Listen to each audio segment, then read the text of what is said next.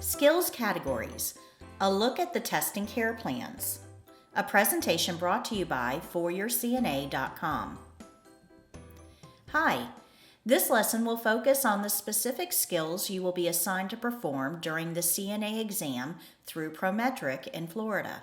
For the exam, there are 11 pre-selected care plan sets. The skills are divided into 3 specific categories: documentation skills, ADL skills, and mobility skills. Every skill will fall into one of these 3 categories. Documentation skills will require you to document a measurement. There are 4 documentation skills, and they include pulse, emptying the urinary drainage bag, feeding, and respirations. Every testing student will receive 1 documentation skill during the exam. ADL skills are basic tasks that you do for yourself every day, if you're able, like bathing, grooming, or dressing. There are 10 ADL skills, and they include mouth care, denture care, hand and nail care, foot care, partial bed bath, peri-care, catheter care, bedpan, making an occupied bed, and dressing a resident with a weak arm. Every testing student will receive 1 ADL skill during the exam.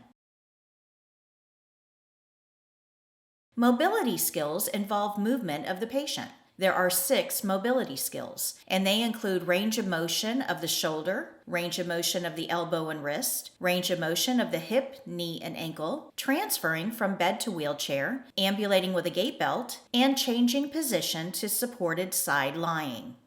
Every testing student will receive 1 mobility skill during the exam.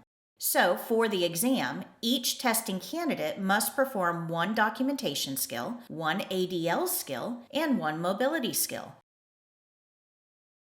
Each testing care plan has 1 of each of these types of skills.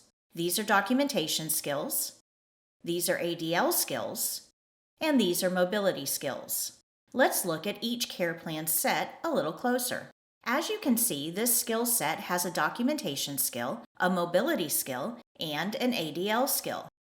And so does this one. This is the most common order for skills on a skill set, but they won't always be in that order.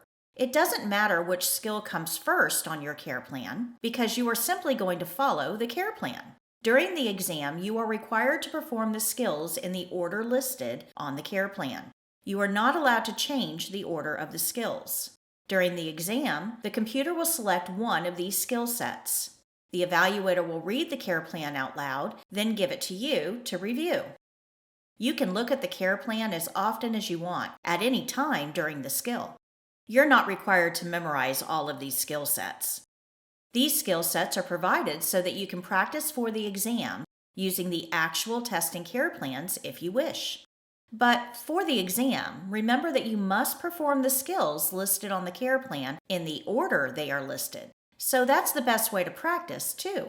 The following slides will show you all 11 skill sets. These skill sets can be used when practicing your skills for the state exam. These skill sets are set up exactly like the care plans from the state exam. Feel free to print them off or write them on index cards, then select 1 set to perform when practicing. These 3 skill sets are written in the following order: documentation skill, mobility skill, and then ADL skill. Perform these skills in that order. These 3 skill sets are also written in the same order: documentation, mobility, and ADL. Perform these skills in that order.